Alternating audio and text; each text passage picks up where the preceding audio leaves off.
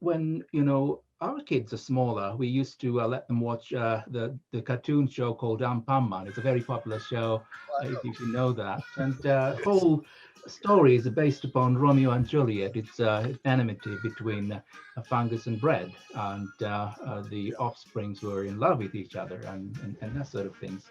And Anpan being there are bread, and and looking at that cartoon, you see a lot of allusions to Shakespearean plays. Actually, the show uses Shakespearean language at various wow. points. So students, and I mean, small kids in Japan have exposure already at the age of 3 or 5, to Shakespearean language and also Shakespearean situations.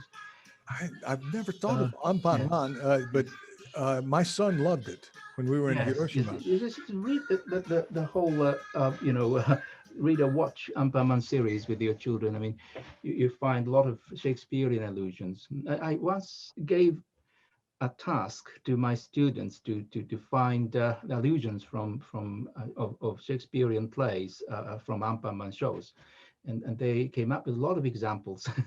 And also, if your children saw an NHK show, Nihongo de Asabo, the playing with Japanese language done by Nomura Mansai, Yeah. wasn't he saying Yayakoshiya, Yayakoshiya? That is deriving from Takahashi Yasunari sensei's adaptation of Comedy of Errors.